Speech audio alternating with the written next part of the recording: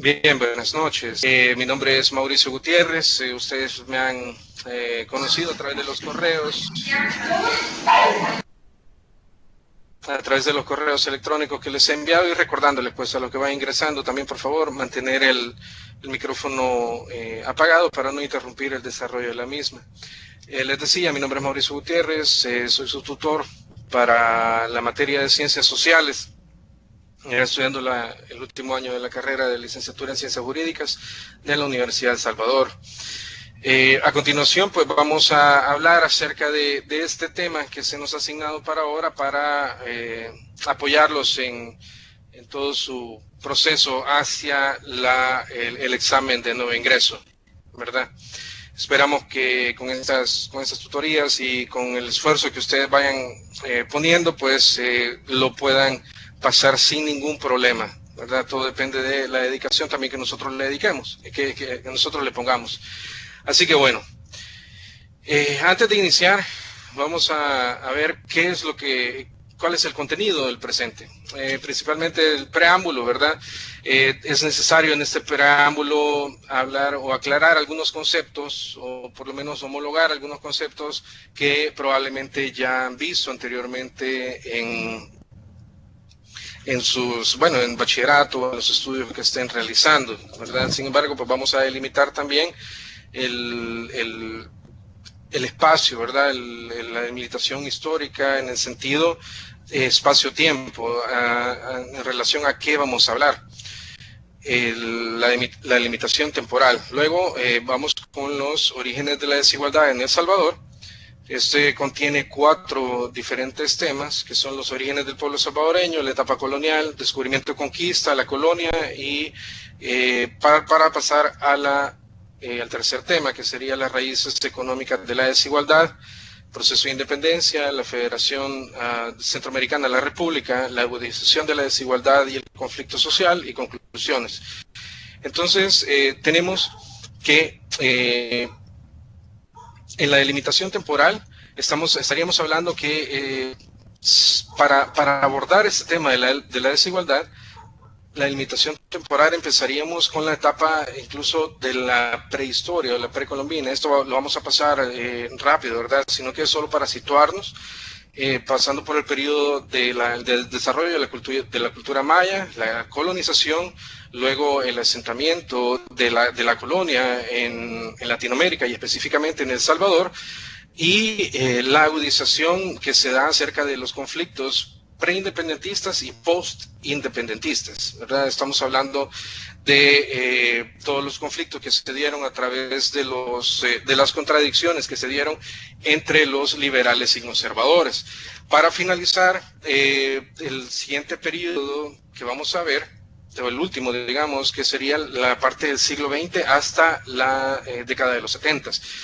Si ven, pues el tema, hay muchos temas, son bastante amplios, que no lo vamos a poder probablemente cubrir a profundidad en este corto tiempo que tenemos.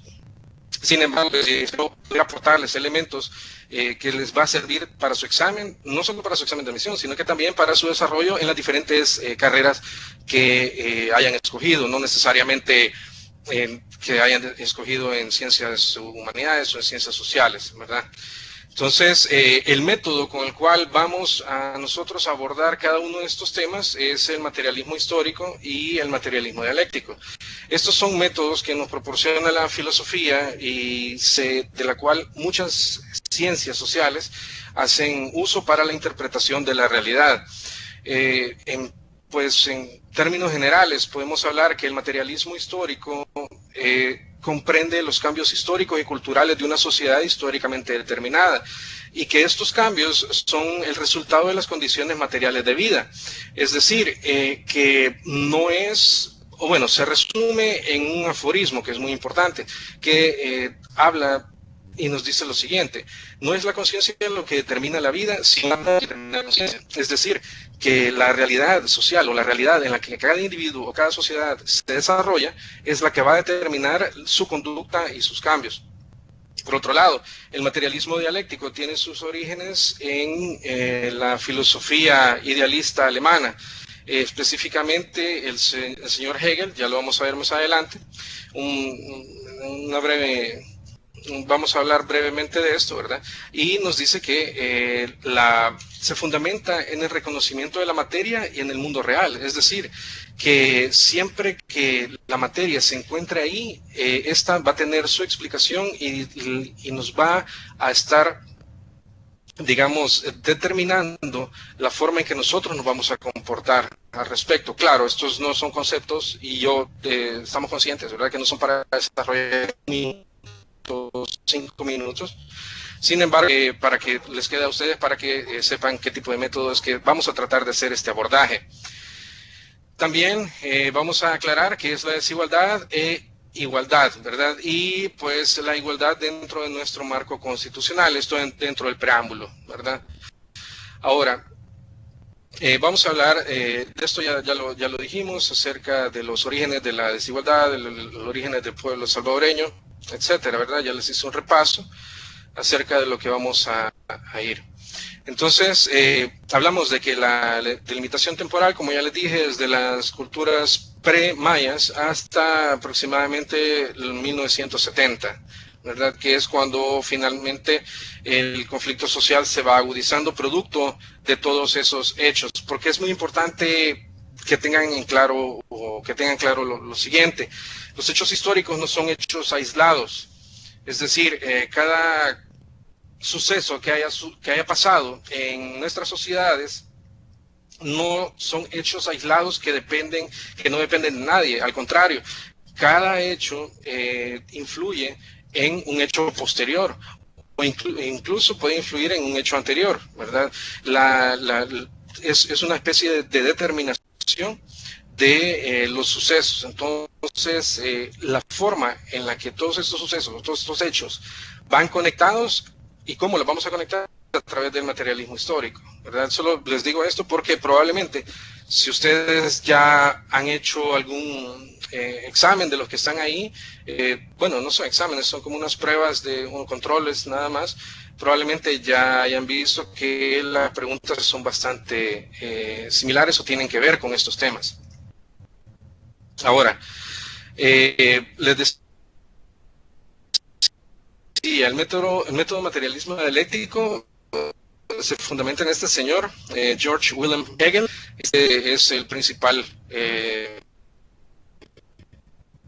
ideólogo de la suprema, pues, de interpretación de la realidad, el movimiento, y tiene sus leyes, ¿verdad? Esto forma parte de las ciencias sociales. Es una parte muy fundamental para el conocimiento de la realidad. Ahora, vámonos a los conceptos de desigualdad e igualdad. Desigualdad, de acuerdo a la RAE, ¿verdad?, no es la misma desigualdad que en la matemática, ¿verdad? Esto es dentro de las ciencias sociales. Desigualdad nos dice que es la prominencia o depresión de un terreno o de la superficie de un cuerpo, la relación de falta de igualdad entre dos cantidades o expresiones, y también proviene de la palabra base, que es desigual, que nos dice que es todo lo diverso y variable. Entonces, para que vayamos entrando en el tema de la desigualdad, a esto se refiere, ¿verdad? Es importante cuando nosotros nos enfrentamos o cuando nosotros tenemos un tema a estudiar, que nos vayamos a la raíz de cada una de las palabras y qué significan estas palabras para una mejor comprensión. Esto nos va a facilitar enormemente, les va a facilitar a ustedes enormemente todo su proceso, tanto de nuevo ingreso como cuando ya estén en la universidad. Ahora, ¿qué es igualdad? Igualdad, de acuerdo a la RAE, es la correspondencia y proporción que resulta de muchas partes, que pues se comprenden de manera uniforme, se componen como un todo, ¿verdad? Y dentro del derecho, dentro de las ciencias jurídicas, nos dice que es un principio que reconoce la equiparación de todos los ciudadanos entre derechos y obligaciones. Ahora, esto nos obliga pues a que nos situemos en nuestra realidad y veamos dónde se encuentra también la cuestión de la igualdad y la desigualdad dentro de la Constitución. Esto no pretende tampoco ser ninguna clase de derecho constitucional o algo parecido, ¿no? Son lineamientos generales, pero que es necesario que ustedes lo sepan. como preámbulo, ¿verdad?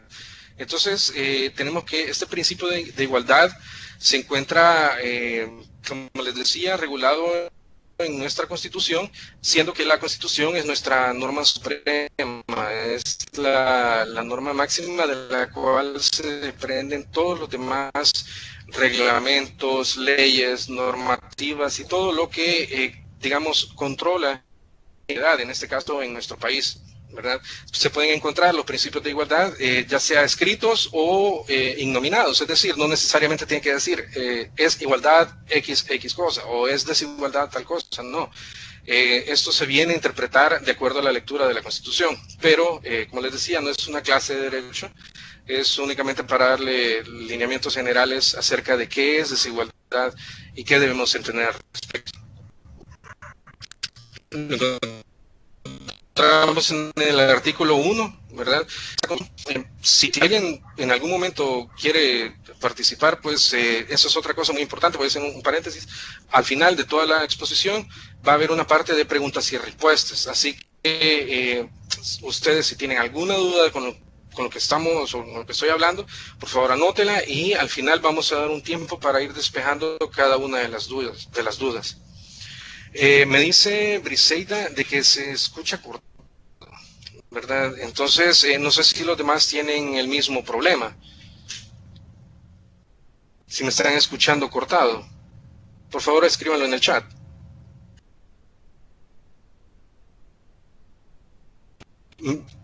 Se escucha cortado entonces.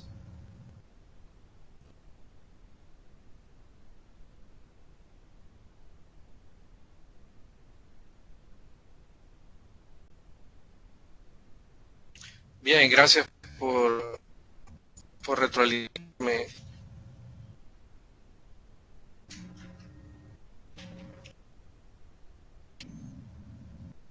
Bien, actualmente se me escucha mejor.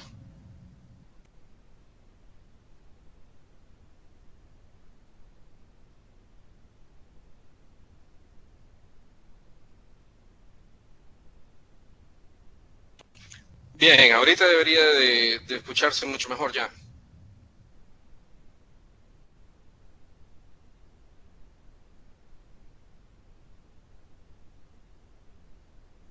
Perfecto. Continuamos entonces. Les decía, la igualdad dentro de nuestra Constitución lo encontramos en el artículo, todos lo pueden leer ahí. El Salvador reconoce a la persona humana como origen y fin de la actividad del Estado y que está organizado para la consecución de la justicia, la seguridad jurídica y del bien común. Es de resaltar esa parte que habla del bien común y a la persona humana que la reconoce, ¿verdad? Como humano como tal, desde el momento de la concepción. Es decir, aquí no hace ningún tipo de distinción entre clase, raza o demás, ¿verdad? Entonces, esto recoge el principio de igualdad.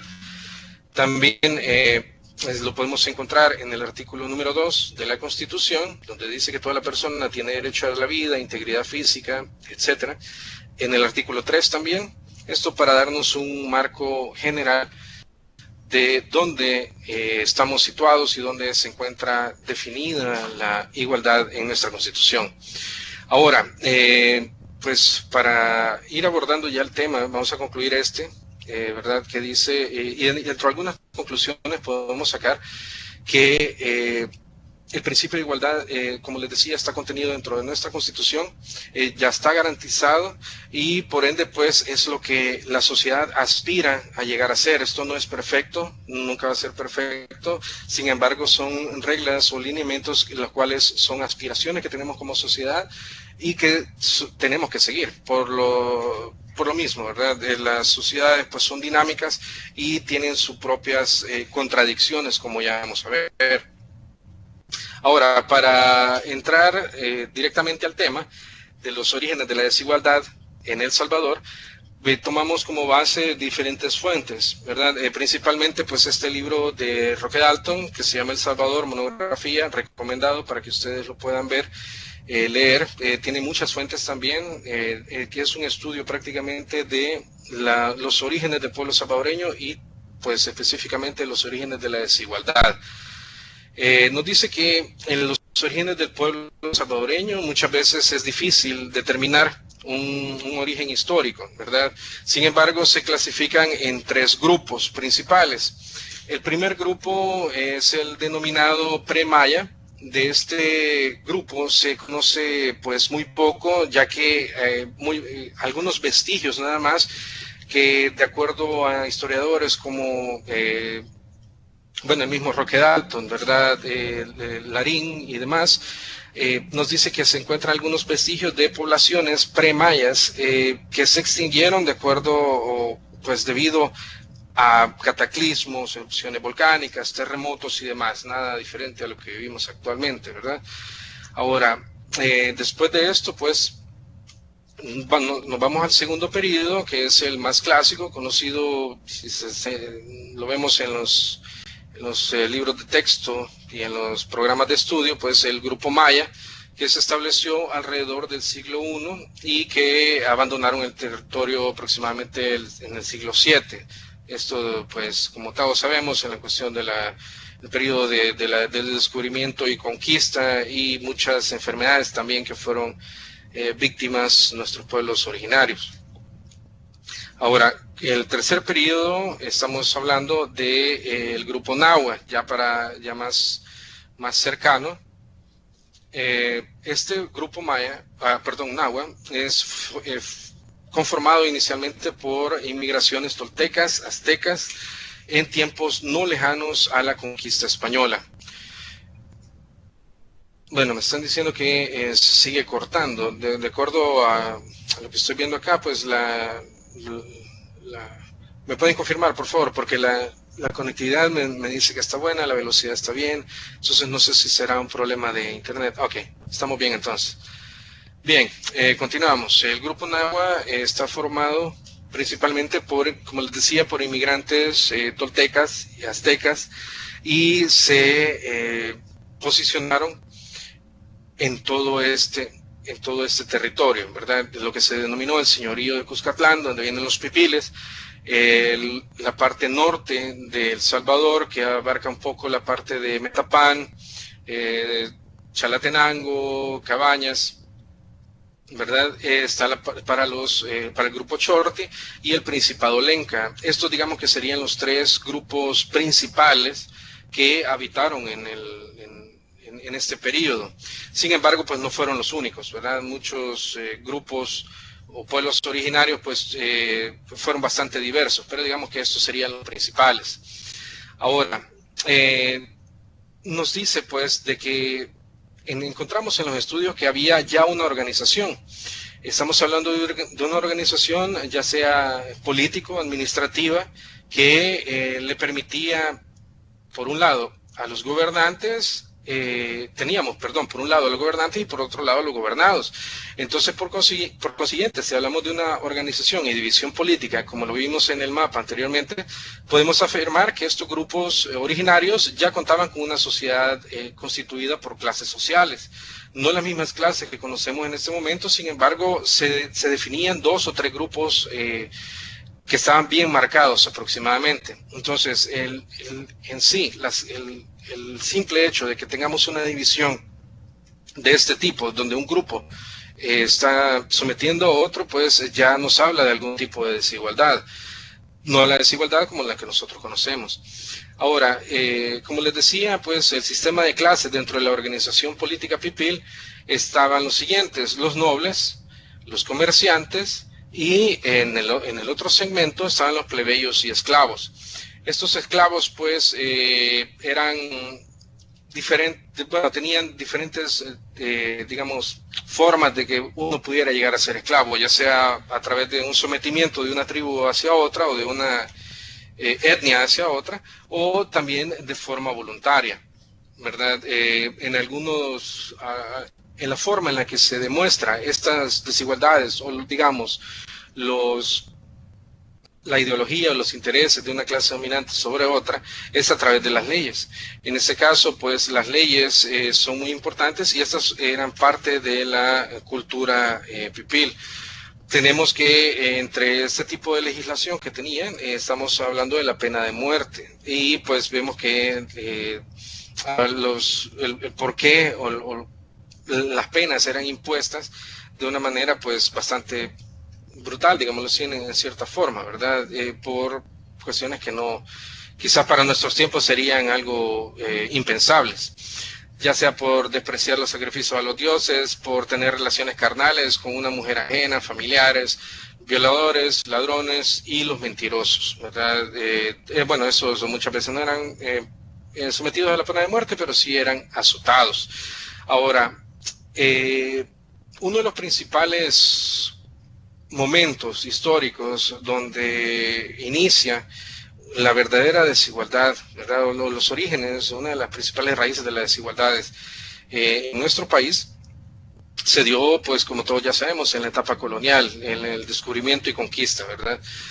En este periodo encontramos, pues, que fuimos invadidos, ¿verdad?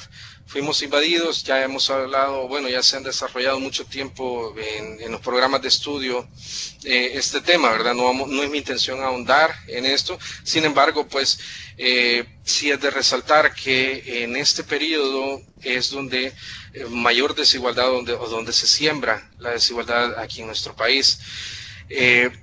Aquí en El Salvador, la única forma en la que nuestros antepasados pues encontraron para tratar de, digamos, superar esta desigualdad es a través de la organización, y esta fue una organización netamente bélica, donde podemos encontrar pues que la guerra era inminente, fueron empujados ya que fueron superados, ¿verdad? Técnicamente y militarmente por los españoles.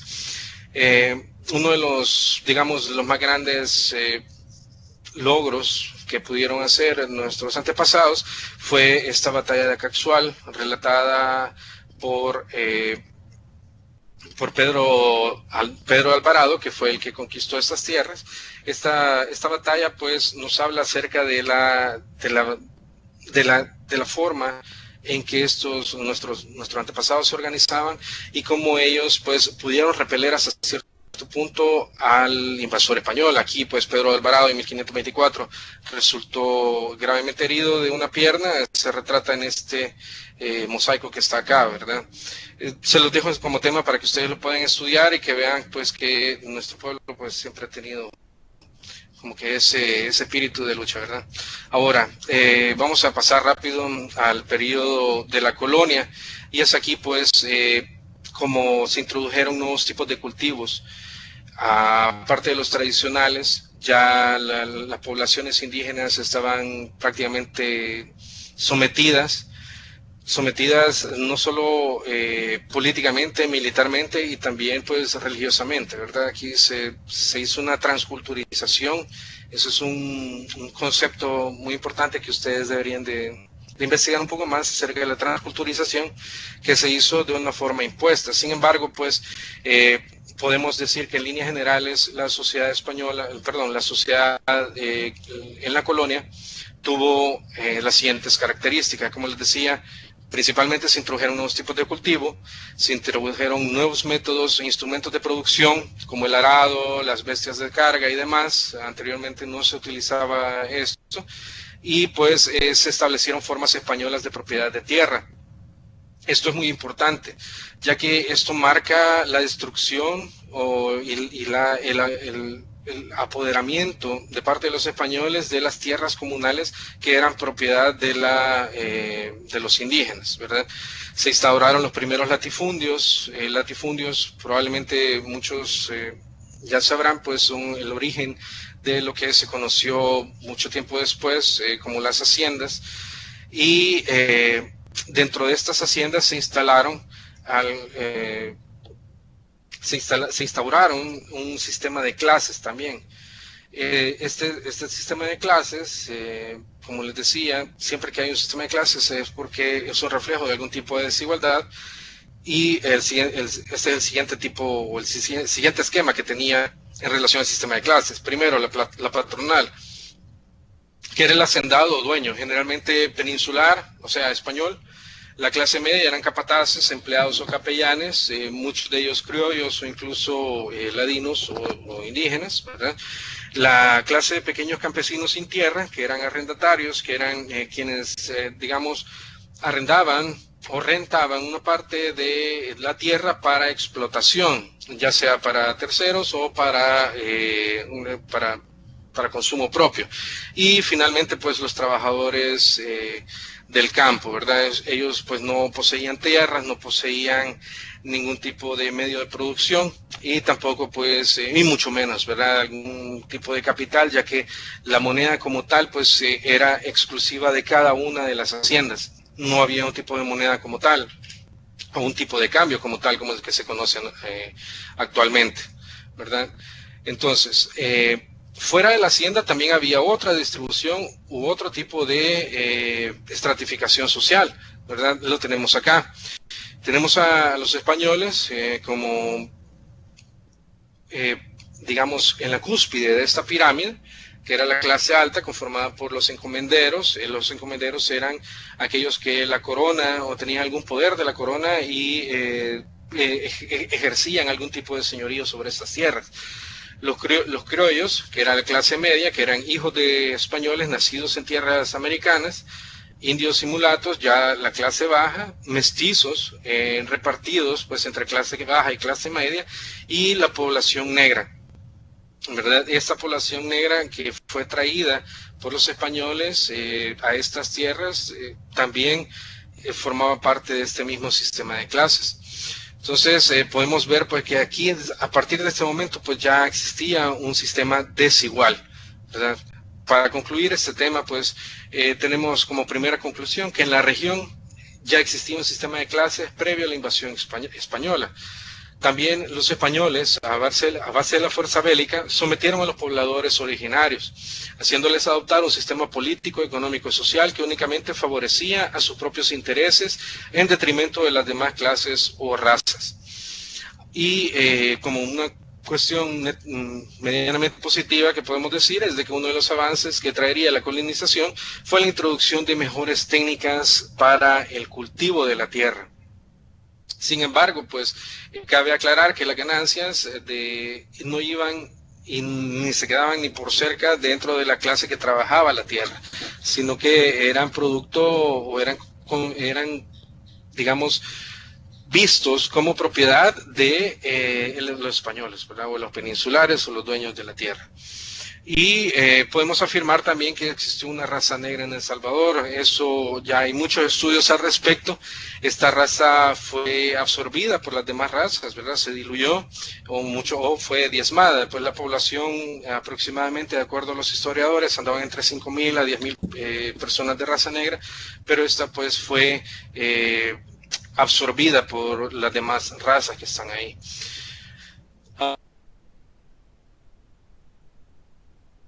Un salto, ¿verdad?, al proceso de independencia. Vamos a abordarlo pues de manera general. Vamos a abordarlo de manera general, como la clásica de septiembre y demás, y hablar de los próceres, pues hoy lo vamos a abordar desde un punto de vista más académico, ¿verdad?, para comparar si realmente pues la historia oficial es lo que sucedió en realidad. Ahora, bueno, me dicen que se está cortando nuevamente. Ok, ¿me escucha mejor?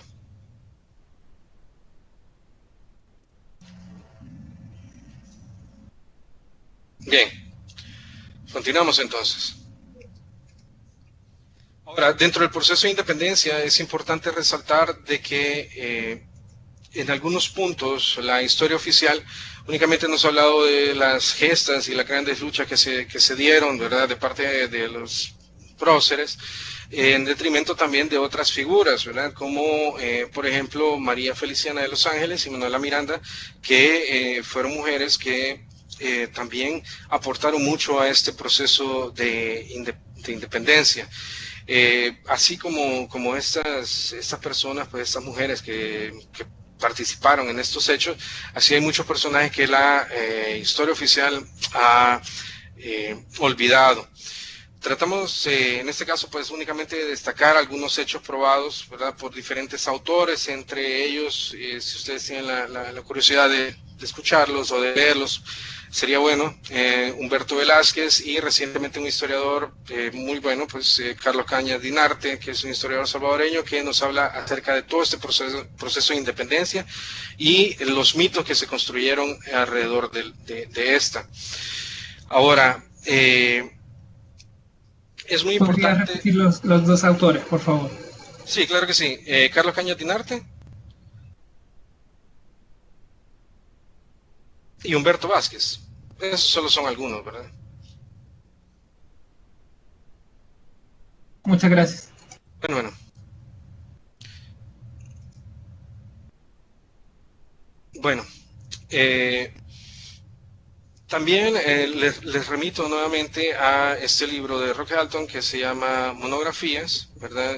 El Salvador, Monografía, en donde van a encontrar muchos datos que son bastante importantes y bastante interesantes para su estudio, y esto, créanme, eso les va a servir mucho para su examen de admisión. Ahora, vamos a hablar, vamos a ir rápidamente a la Federación Centroamericana, y de la Federación Centroamericana de la República, ¿verdad? En este periodo pues se dan la lucha entre liberales y conservadores, en este periodo de post-independentista, ¿verdad? Post-independencia de El Salvador, surge precisamente esta contradicción. Los liberales, ¿quiénes eran? Pues estos eran la mayoría, en su mayoría criollos, ¿verdad? Que tenían algún tipo de educación, que habían accedido a educaciones ya sea nacionales o incluso en el extranjero, y que venían inspirados pues en las luchas de la Revolución Francesa y todo ese conjunto de ideologías de esta era, que entre las principales destacaba la siguiente: era primero la separación de la Iglesia del Estado, el balance de poderes y el establecimiento de los sistemas constitucionales de derecho, o de la base para que un pueblo, una nación, tuviera una constitución, ¿verdad? Y que esta fuera la que mandara, y pues digamos relegar un poco el papel de la Iglesia en los asuntos del Estado. Los conservadores, pues por otro lado, eran tipos que querían o veían una amenaza en el hecho de que nos hayamos separado de España. Ellos querían continuar bajo el yugo de la colonia, y pues bajo el yugo de España, ¿verdad? Para beneficios personales o beneficios propios, digamos. Eso sería una conclusión apresurada hasta cierto punto, pero eso sería la principal idea de los conservadores: restablecer el orden o la corona que estaba anteriormente. Entonces, en estas contradicciones y en estas luchas que se dan entre liberales y conservadores, es que nace la primera federación de la República Centroamericana, ¿verdad? Ahora, este periodo pues es caracterizado por luchas bastante crueles, ¿verdad?, intensas, entre las que podemos destacar pues algunos personajes, ¿verdad? Podemos destacar principalmente a Francisco Morazán. Este fue electo presidente de la Confederación Salvadoreña en dos periodos, de 1830 a 1834 y de 1835 a 1839. Pues impulsa las primeras reformas liberales en Centroamérica, y entre algunas que destacan es la abolición de los diezmos con que la Iglesia Católica imponía al pueblo, que la Iglesia Católica imponía al pueblo, y otorgó la libertad de culto, leyes para divorcio y muchas reformas educativas, ¿verdad?, entre otras. Ahora, en este contexto de la Federación Centroamericana también nacen, hablamos de los liberales y conservadores. En este contexto de la Federación Centroamericana nacen dos personajes que son muy importantes. Ya hablamos acerca de Francisco Morazán y de Anastasio Aquino, líder de los nonualcos.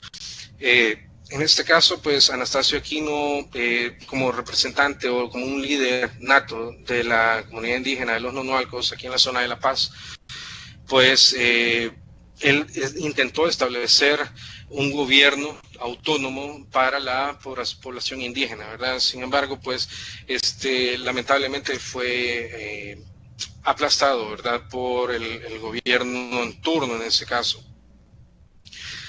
Sin embargo, pues es importante resaltar los ideales de esta persona, pues para entender cómo la realidad social impulsa a un pueblo para realizar las transformaciones y cómo las mismas desigualdades pues generan este tipo de conflictos, ¿verdad? Ahora, tras disolverse la Federación Centroamericana en 1839, producto de una serie de contradicciones que ya hablamos entre liberales y conservadores, se decide pasar de una federación a una república, y es aquí donde nace la República de El Salvador como tal. En este periodo, pues es importante destacar que se da un nuevo despojo por parte de los criollos hacia la población indígena, con la ley de extinción de ejidos y tierras comunales y la promulgación de las leyes contra vagancia. Prácticamente lo que sucedió con este tipo de leyes fue que, ¿qué son ejidos y tierras comunales? Estos fueron unas tierras que eran propiedad colectiva de los indígenas y que les permitía poder cultivar y aprovecharse de todos los recursos para poder subsistir, ¿verdad? Ahora, es muy importante la pregunta que hace Enrique, la voy a guardar para el final, ¿verdad? Para el espacio de preguntas y respuestas, para no perder el hilo de lo que estamos hablando. Sin embargo, pues ya la tengo aquí anotada. Ahora, esos eran los ejidos y las tierras comunales. Se promulga una ley para extinguir esas tierras, y los indígenas pues quedan totalmente desprotegidos. Fueron ajenos en su propia tierra. Y como no tenían con qué trabajar ni nada, pues se creó esta ley contra la vagancia que los obligaba a trabajar en las tierras que ahora ya no eran de ellos, pero que anteriormente sí les pertenecían. Entonces trabajaban para alguien más y explotaban todos los recursos para una tercera persona en los mismos lugares donde ellos habían habitado durante años.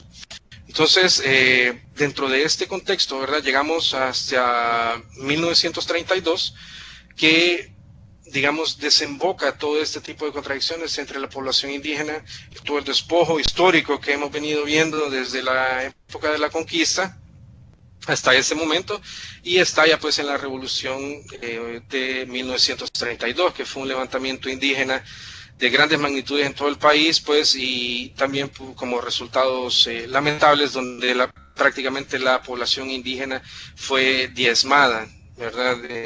Prácticamente pues fue terminada. Hay muchos libros que hablan al respecto, y sobre esto pues es importante destacar, ¿verdad?, que siempre ha habido o existe en este caso una clase dominante que ha impuesto, ya sea a manera de ley o a manera de la fuerza, o a través de la fuerza, pues su propia ideología. Me dice que si puedo mover la presentación un poco a la izquierda. Ahora, esto está en pantalla completa, no debería haber ningún problema, Carla. No sé si los demás están teniendo el mismo problema, pero la presentación debería verse completa. Probablemente sería de que revisara ahí su pantalla. Vamos a anotar su pregunta también.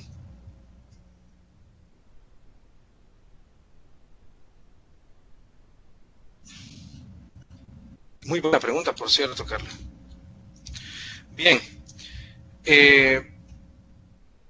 Bien, se mira bien entonces. Excelente, sigamos. Ahora, cabe destacar que en ese contexto, el 16 de febrero de 1841, nace la Universidad de El Salvador, ¿verdad? esta universidad, pues ya como no sé cuántos de ustedes sabían de cuándo se inauguró o qué tan antigua es, pero no por nada es una de las más prestigiosas del país, por no decir la más prestigiosa. Entonces se inicia por la facultad, las primeras dos facultades que tuvo, la Facultad de Jurisprudencia y Ciencias Sociales, bueno, se llamó Facultad de Derecho en su momento, y las de Medicina y Farmacia, ¿verdad? Inicialmente, pues la Universidad de El Salvador se encontraba en el centro de San Salvador, en lo que si algunos conocen, pues en lo que ahora es el Colegio de la Asunción. Luego se movió hacia cerca del Palacio Nacional. Si pueden ver la figura de la derecha, pues este edificio todavía permanece, que es la Escuela de Medicina, que está frente al Hospital Rosales. Entonces, esto es como parte de las primeras instituciones que se establecieron en El Salvador cuando esta fue república. Nació incluso junto con el ejército salvadoreño. Ahora, la agudización de la desigualdad y el conflicto social. Esto es muy importante para entender la realidad que vivimos actualmente, ¿verdad? Que estamos hablando del periodo histórico, de la segunda mitad del siglo XIX hasta, como les decía, aproximadamente los años 70, 1970. Ahora, en todo este gran periodo se dieron una serie de acontecimientos, desde ejecuciones de presidentes, dimisiones por motivos de salud, golpes de Estado, nuevas constituciones y demás, cada una pues que eran productos siempre de estos conflictos que se venían trayendo desde las contradicciones que se dieron entre liberales y conservadores. El fallecimiento de un presidente a través de una peste que hubo, la peste de cólera, fue en este caso el presidente José María San Martín. Traigo esto a relación porque han habido también bastantes pandemias, pandemias tal vez a nivel mundial como la que ahora jamás, ¿verdad? Pero sí han habido bastantes pestes aquí en este país, entonces es importante resaltar ese punto. Ahora, uno de los principales personajes a destacar, ¿verdad?, para la agudización de la desigualdad y conflicto social en este periodo fue principalmente Francisco Dueñas. Francisco Dueñas es uno de los principales fundadores de las familias oligárquicas aquí en el país, ¿verdad? Se hace muchos autores dicen que son 14 familias, otros autores hablan incluso hasta de 25, ¿verdad? Pero digamos que son las que ostentan el poder político y económico incluso hasta nuestros días. De acuerdo al autor Roque Dalton, pues lo calificaba como despótico, oscurantista y enemigo del progreso. Ocupó la silla presidencial en un total de 7 veces, en un periodo pues, de prácticamente 25 años, ¿verdad? En 1851 a 1871. Sí, 20 años. Dentro de este periodo también, otro de los importantes a destacar es la aparición de Gerardo Barrios. Era un liberal progresista que es muy conocido por la masificación del cultivo del café. Sin embargo, pues promovió algunos otros tipos de reformas también. Reformas que obedecieron a las mismas desproporciones de los gobiernos oligárquicos hasta ese momento, ¿verdad?, de Francisco Dueñas y de los demás. Ahora, voy a ir apuntando nada más, porque el tiempo ya nos está consumiendo, voy a ir apuntando nada más algunos hechos que son producto de diferentes condiciones sociales, que como les decía al inicio, no son aisladas, no son hechos aislados, sino que son hechos que dependen uno de otro y desembocan en 1980 con el estallido pues, de lo que todos conocemos como la Guerra Civil. Todos estos hechos están conectados y las raíces, como dice el mismo tema, pues se remontan hasta estos hechos. Así que las disculpas del caso si vamos a ir corriendo un poco en esta parte. Hecho muy importante también es el derrocamiento del presidente Arturo Araujo en 1931 y el ascenso de Maximiliano Hernández Martínez. Este personaje pues inicia las dictaduras militares en el país, no el que estamos viendo, él es el presidente Arturo Araujo, quien fue derrotado.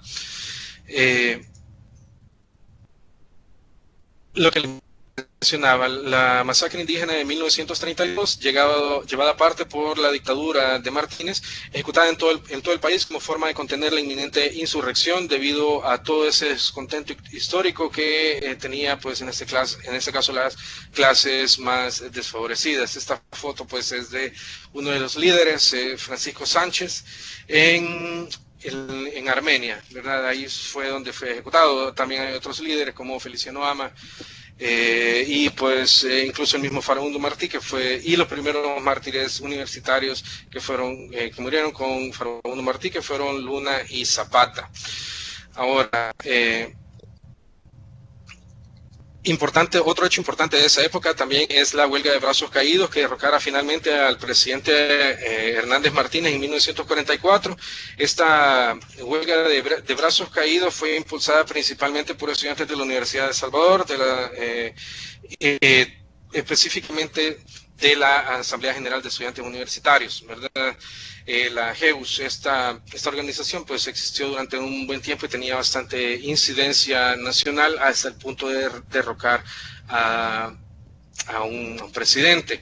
Ahora, mucho se ha a veces romantizado la figura de este presidente, ¿verdad? Que quizás con Martínez todo era bien, que todo estaba...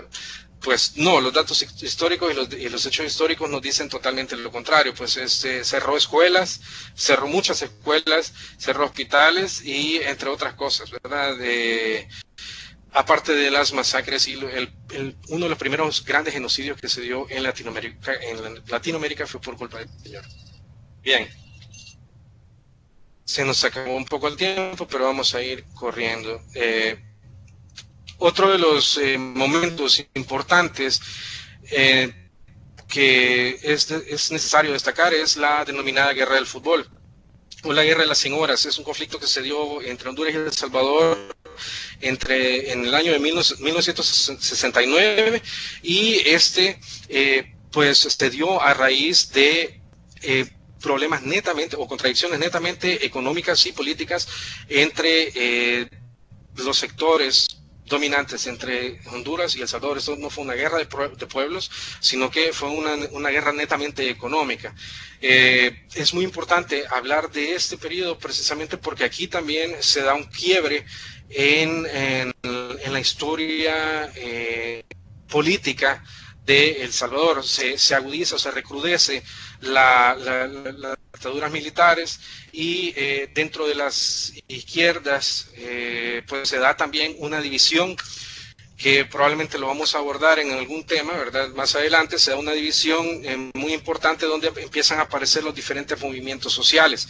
Toda esta etapa entre 1970, ¿verdad?, después de la guerra, y 1979, después de la guerra de las 100 horas, hasta antes de la guerra civil, se conoce como el periodo de la etapa de la efervescencia, donde pues la gente excluida social, económica, y bueno, prácticamente excluida en general, ¿verdad?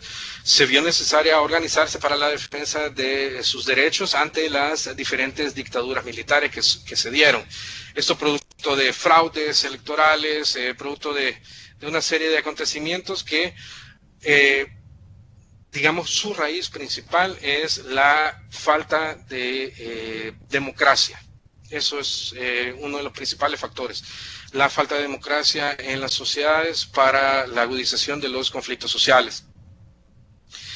Entonces, en este periodo se dan otros acontecimientos, como por ejemplo el 30 de julio de 1975, como lo vemos aquí, una marcha estudiantil de los estudiantes de la Universidad de El Salvador, pues fue brutalmente reprimida, y se celebra se conmemora, incluso hasta nuestros días. Ellos estaban exigiendo pues por pasajes preferenciales, estaban protestando también contra un evento internacional que se estaba llevando aquí en El Salvador, en Miss Universo, etcétera. Eran una serie de reivindicaciones que fueron brutalmente,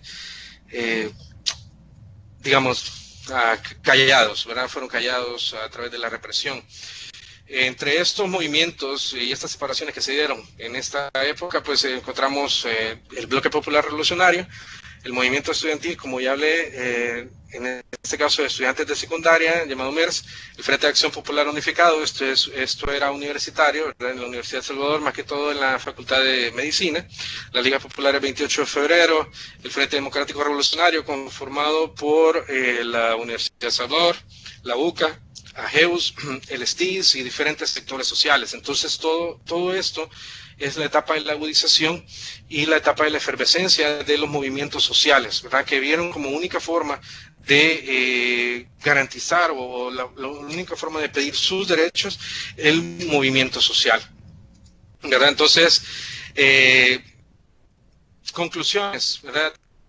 Esto ya para ir finalizando, pues contrario a la versión oficial, la independencia de Centroamérica no significó ningún beneficio directo para la población en general. Después de la independencia también nace una nueva clase dominante criolla, que es la que se encarga de despojar prácticamente de todos los bienes a la población indígena y pues iniciar el gran periodo de las dinastías presidenciales, ¿verdad? El 16 de febrero de 1841, el 16 de febrero de 1841 nace la Universidad de El Salvador y en ese mismo periodo también las pugnas entre liberales y conservadores se mantuvieron hasta el siglo XX y se manifestaron en los numerosos golpes de Estado que hubo, incluso pues de entre mismos militares. Es muy importante también mencionar lo siguiente, que la historia o los movimientos, la desigualdad y las raíces en general también tienen un factor externo, que es el intervencionismo económico de países, ¿verdad? Como Estados Unidos, Inglaterra, que a través de gobiernos que fueron, digamos, bastante serviles a ellos, les dieron bastantes concesiones para explotar recursos. Estamos hablando de líneas de tren, minas como oro, las bananeras, etcétera, ¿verdad? Entonces todos esos recursos se fueron y no dejaron prácticamente nada acá con nosotros. Entonces, todos estos factores desembocaron en todo este gran problema que tenemos actualmente, ¿verdad? De la desigualdad en nuestro país. Así que bueno, les agradezco mucho que me hayan escuchado hasta este punto. Si tienen alguna duda, ya tengo 3 preguntas aquí en este momento. Voy a dar un espacio de aproximadamente unos 10, 15 minutos para que hayan más preguntas y yo con mucho gusto las voy a responder. Tengo preguntas de Enrique. Tengo 2 preguntas de Enrique. Vamos a ver, tengo preguntas de... Carla me hizo una pregunta también. Ahí está. Bien, si hay alguien más que quiera participar, pues yo los invito, por favor, a que, si estoy seguro que les ha quedado alguna duda. Yo sé que estamos cansados también, ya casi son las 9 de la noche, probablemente han estado en otras tutorías, pero hagamos un último esfuerzo, ¿verdad? Esto necesita bastante esfuerzo y bastante sacrificio, sobre todo si ustedes van a ser estudiantes de la universidad. Así que bueno, un minuto nada más para que escriban un par de preguntas más, si no contesto las 4 que tengo acá.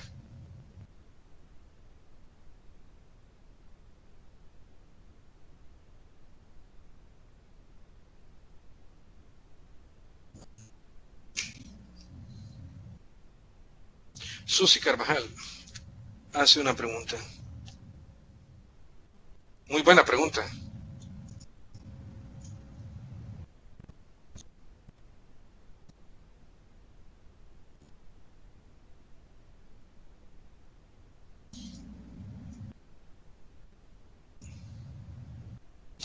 Ámbar también tiene una pregunta muy buena. Casual, un libro aquí que le puedo recomendar al respecto. Gustavo también pregunta. Buena pregunta también.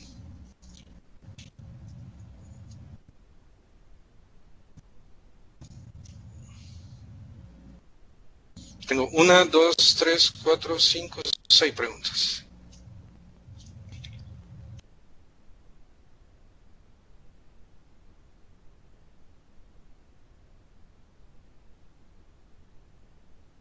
Bien, si no hay más preguntas, vamos a empezar a desarrollar las que tengo acá.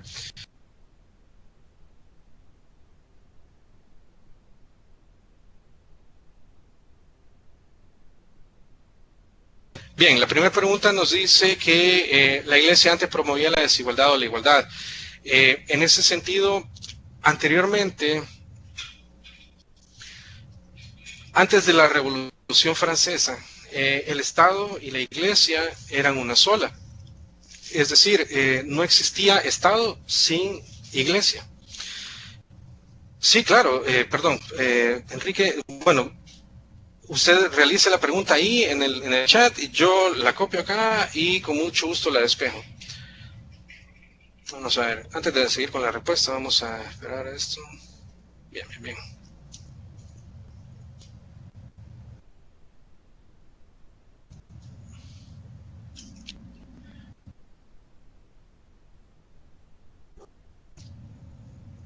Me imagino que Catherine está preguntando en el periodo de Martínez, ¿verdad?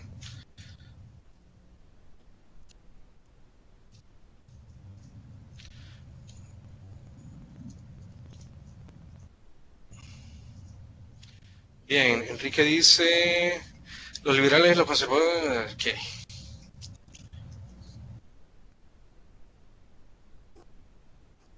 Muy buena pregunta también. Seita, vamos a ver.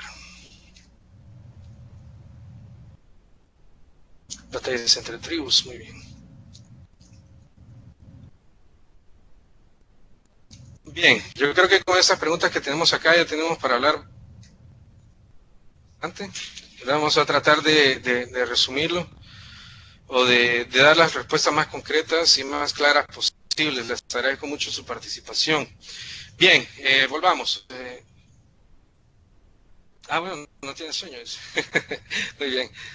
Bien, volvamos. La Iglesia antes promovía la desigualdad o la igualdad. En este caso, como les decía, la Iglesia en general, la Iglesia Católica, para ser más exacto, porque era la única que existía, digamos, dentro del poder político de forma histórica. Anteriormente, pues los gobiernos o los estados estaban fundidos con la Iglesia. Tanto así que Napoleón y todos los reyes y todos los emperadores, todos los gobernantes que pudo haber tenido Europa o incluso pues en El Salvador, eran designados por la corona y a su vez eran designados por la Iglesia. Napoleón, pues el Papa fue quien lo nombró como emperador. Entonces, en ese sentido, no había una forma de desligarse de la Iglesia a un Estado. Y como ya dijimos, siempre que hay un Estado, siempre que existan clases sociales, siempre que exista algún grupo que sus intereses vayan en detrimento a otros, siempre va a haber desigualdad. Entonces, no quiero que tampoco se malentienda que esto sea una charla antirreligiosa, no, yo estoy hablando del sentido de la Iglesia como una institución, estoy hablando acerca de las personas, no de las creencias de todos los demás. Así que pues me disculpo si se ha entendido así en algún punto, sino que estamos hablando de la Iglesia como institución y como agente político, ¿verdad? Porque ese fue digamos, el fin, o esa fue la función que realizó la Iglesia Católica como un agente político. Todos sabemos pues de que ya en nuestros días eso ya no debe de ser así, ¿verdad? Ahora, la segunda pregunta es, si aún afuera de la Federación Centroamericana probablemente las que ahora son repúblicas no serían pobres. Esa es una muy buena pregunta y me parece que va relacionada con otra pregunta que hicieron abajo. Bien, si la Federación Centroamericana, perdón que no había encendido la cámara, les pido las disculpas del caso para esta parte de preguntas y respuestas. Me dicen, si aún fuera la Federación Centroamericana, probablemente las que ahora son repúblicas no serían tan pobres, y eso en efecto así sería. Por ejemplo, solo vámonos al ejemplo de Panamá. El presupuesto de la nación, el presupuesto general de la nación de Panamá, estamos hablando aproximadamente que son 24.000 millones de dólares. Esos 24.000 millones de dólares les sirve solo a Panamá para mantener el canal, para cubrir pues los servicios, todos, ¿verdad? De servicios públicos, y en el servicio público estamos hablando de electricidad, salud y demás. Solo Panamá tiene 24.000 millones de dólares de presupuesto. Ahora, en la parte de la costa, por ejemplo, de la costa atlántica, perdón, la costa caribe, tanto de Nicaragua, Honduras, Guatemala, toda esta zona ha sido zonas de bananeras, generalmente zonas de cultivo no solo de bananeras, sino que de jugos. También ahí siembran mucha fruta para hacer jugos, los jugos del monte o los jugos de grandes empresas. Ahí son producidos, ¿verdad? Por nuestro lado, pues en las costas atuneras tenemos en los mismos puertos, ¿verdad? Entonces, si todo esto, toda esa riqueza estuviera, digamos, repartida entre cada uno, o fuéramos una sola federación, un solo país, un país con modelo de diferentes estados, así como México, por ejemplo, o Estados Unidos, pues nuestro Producto Interno Bruto sería mucho más grande. Y por ende, lo que se traduce en Producto Interno Bruto alto, se traduce en un índice de desarrollo humano alto también. Todos estos conceptos probablemente muchos de ustedes no lo han escuchado, o si ya lo han escuchado, pues tal vez no está muy claro. En los temas que están ahí para ustedes, se ha tocado un poco al respecto. Entonces, para contestar la pregunta, sí, las repúblicas centroamericanas no serían definitivamente tan pobres, ¿verdad? Ahora, la Constitución está hecha para erradicar la desigualdad. Esa es una muy buena pregunta. La desigualdad social es uno de los principios más importantes, o una de las metas que todas las sociedades tienen, ¿verdad? Erradicar la desigualdad social es una de las metas más principales que todas las sociedades tienen, y tienen que estar garantizadas de alguna manera, y por eso es que todos estos principios y toda esta digamos, la forma en la que se va a erradicar, o por lo menos se van a tirar las líneas para poder erradicar esta desigualdad, es a través de las leyes. Si no existieran leyes, pues definitivamente no hay manera de poder controlar o de poder tener una guía, y por eso es que son elevadas a rango constitucional, ¿verdad? Entonces, quedémonos ahí. No sé cuántos de aquí van a ir a estudiar ciencias jurídicas o algo, o por ejemplo, o relaciones internacionales. Ahí probablemente van a ver un poco más amplio este concepto, ¿verdad? Porque no toda la desigualdad es mala, ni tampoco toda la igualdad es buena. Hay principios donde se tiene que aplicar cierta desigualdad para que la cuestión funcione. Y para que me lo entiendan de forma fácil, es, por ejemplo, la desigualdad positiva se aplica cuando a alguien, no sé cuántos de ustedes trabajan, o sus padres, ¿verdad? Trabajan, por ejemplo, yo trabajo. Entonces, por ejemplo, si a mí me despiden, el Estado está obligado a poder protegerme. ¿Por qué? Porque yo no cuento nada más que con mi trabajo, ¿verdad? Y pues me protege en velar mis derechos en contra de la empresa, en este caso, que me haya despedido. Entonces el Estado me brinda una institución que es la Procuraduría para la Defensa de los Trabajadores, me brinda también leyes que me dicen, hey, te voy a proteger, y me lo da todo de gratis. En ese sentido, la protección o la cobertura jurídica me lo da todo de gratis. Sin embargo, no va a ir el Estado al trabajo a ofrecerle los mismos servicios gratis a ellos, porque hay una desproporción. Ahí, si habláramos de trato igual, sería de que el Estado tratara igual tanto a la empresa como a mí.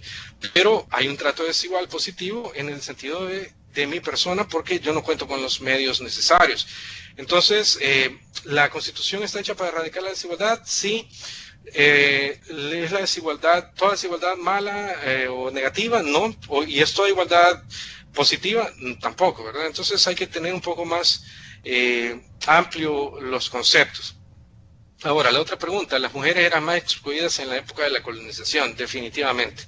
Las mujeres empezaron digamos, a tener bastante participación en la vida política. En El Salvador, únicamente en 1915 aproximadamente, entre 1912 y 1915, hubo una marcha incluso de mujeres que exigían pues ciertas reivindicaciones, el derecho al voto y todo lo demás, que fue brutalmente reprimida. Esa es una historia pues bastante dolorosa, ¿verdad? Era una marcha de mujeres que fue ahí por el Plaza Barrios, fueron reprimidas y prácticamente fueron llevadas a una comisaría que estaba en el barrio La Vega, que estaba en la parte de abajo.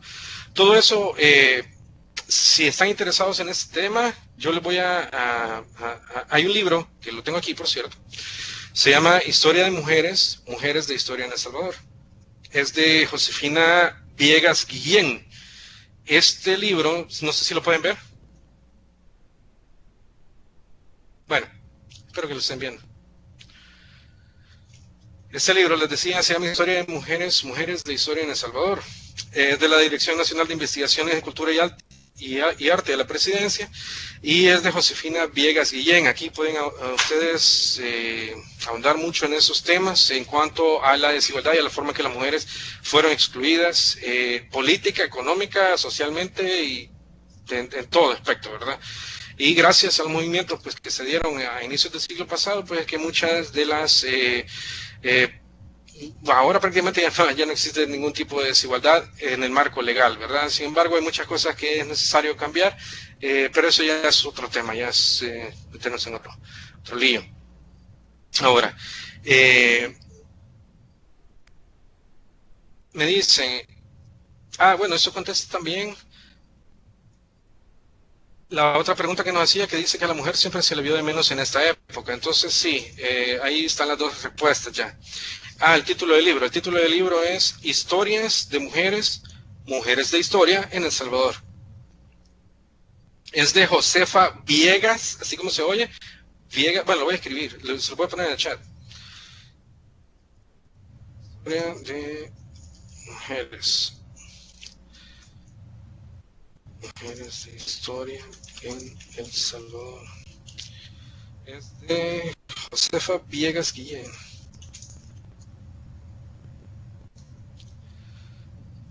Ese es un muy buen libro, si lo pueden encontrar, pues probablemente muchos de estos libros incluso están en PDF, están ahí libres para que ustedes lo puedan descargar. Bien, eso contesta esas dos preguntas. Ahora, la otra pregunta dice, ¿en alguna época existió un poder solo para el Ejecutivo o siempre fueron los tres? Muy buena pregunta y muy interesante.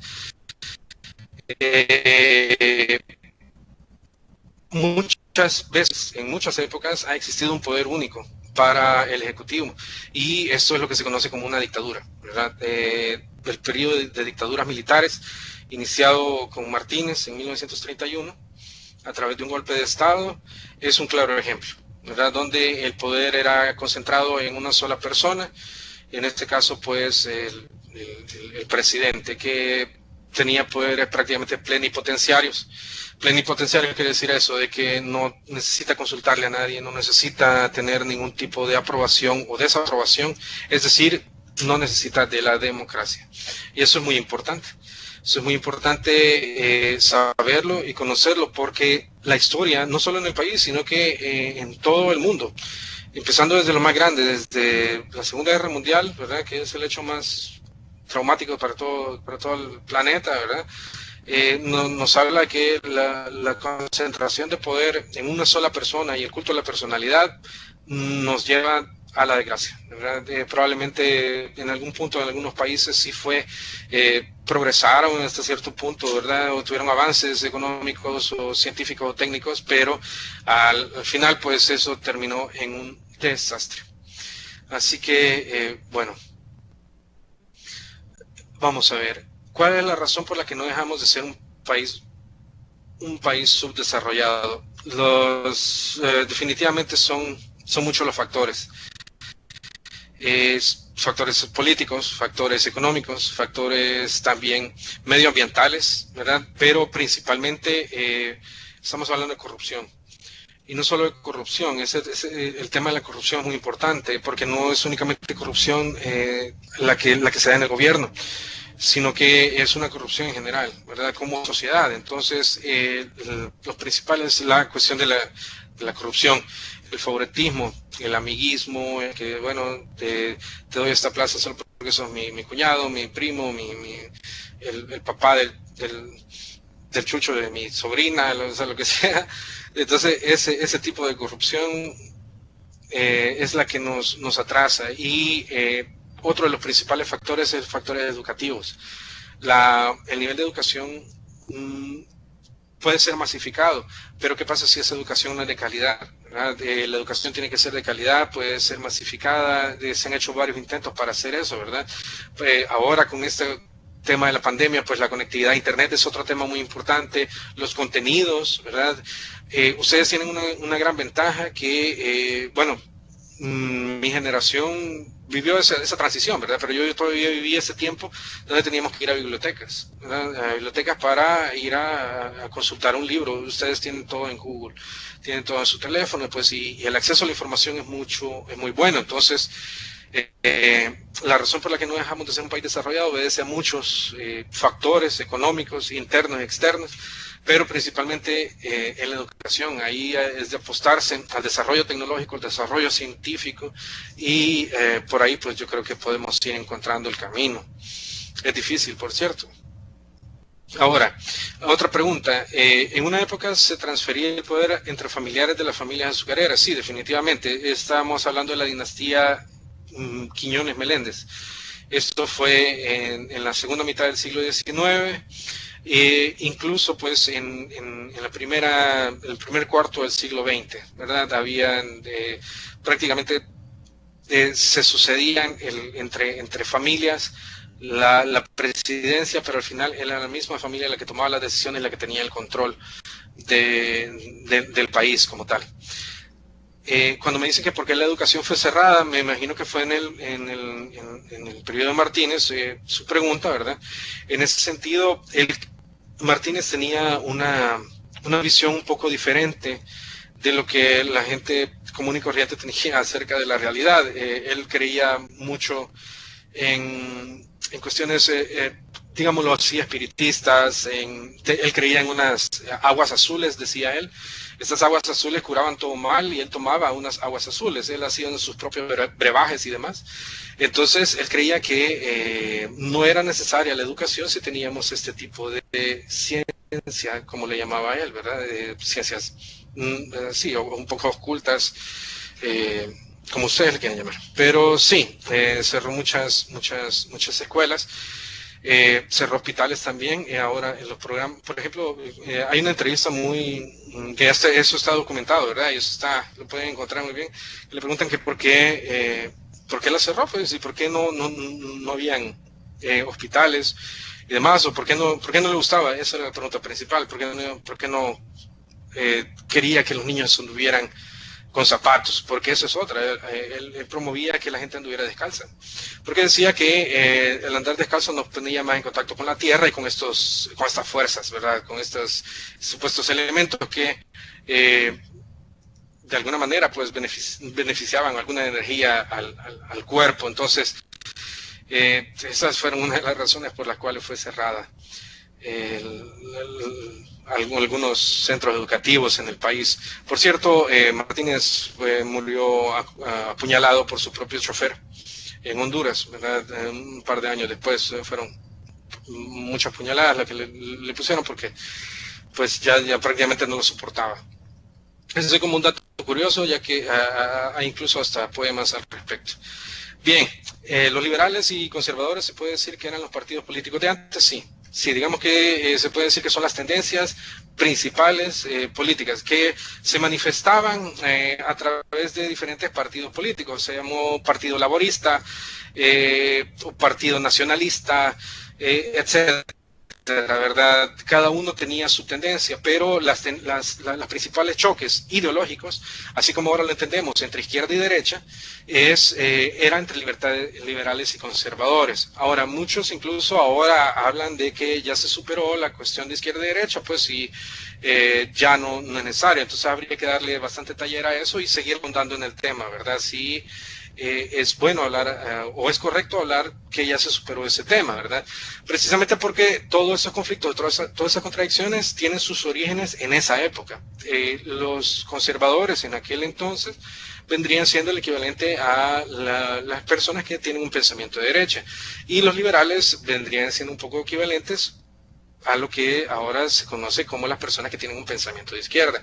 No es un copia y pega, ¿no? Sino que estoy hablando únicamente de las tendencias ideológicas que hay, ¿verdad? Obviamente la misma dialéctica nos dice que esto tiene que superarse en algún momento y van a venir otro tipo de tendencias. Entonces, la política y la ideología siempre que hay un ser humano en sociedad, va a haber una política y va a haber una filosofía y una ideología a la cual nos vamos a seguir. Eso pues sería bueno también estudiarlo y que ustedes vayan analizando o asimilando eso, que la política siempre forma parte del ser humano como tal. Somos un ser político, un ser social, ¿verdad?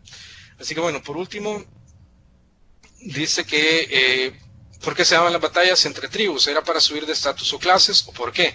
Muy bien, las entre clases, en este caso eran tribus o gens o incluso ciertas etnias, se pueden dar o se dieron por una serie de factores, factores religiosos sobre todo, factores militares, político-militares, es decir, de expansión de tierras. Un ejemplo de esto, y es muy importante mencionarlo, que el español, cuando vino a invadir esto y a conquistar todas estas tierras, no lo hizo él solo. De hecho, contó con la ayuda de muchas tribus, también indígenas, a las que ellos, los españoles, decían mis amigos los indios, ¿verdad? Entonces, estos indios eran los indios tlaxcaltecas de la región de Tlaxcala, en México, que vinieron apoyando a los españoles. Entonces, en la historia de los tlaxcaltecas, ellos fueron los que conquistaron a América, ¿verdad? Y con la ayuda de los españoles.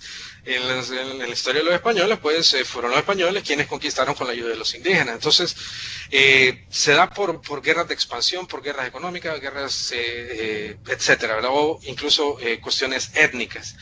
Así que bueno, eso serían pues las respuestas a estas interrogantes. Yo sé y estoy consciente de que hay más, mucho más, y hay muchísimo material todavía por cubrir.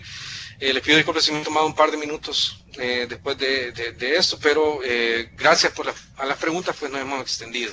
Así que bueno, yo hasta aquí llegaría. No sé, les agradezco mucho la participación. No sé si tienen, alguien quiere participar o quiere decir algo más, pues puede encender el micrófono y decir algo. Gracias a ustedes, Carla, Mónica, Enrique, Beatriz, Gustavo, Ámbar, a todos, ¿verdad? Bueno, gracias ahí a Mirna, Majo, bueno, Mónica ya dije, Lidiana, etcétera, ¿verdad? Todos los demás, y bueno, les deseo lo mejor y éxitos en su examen. Gracias, Susi, gracias, Karen. Buenas noches, Mirna. Buenas noches a todos.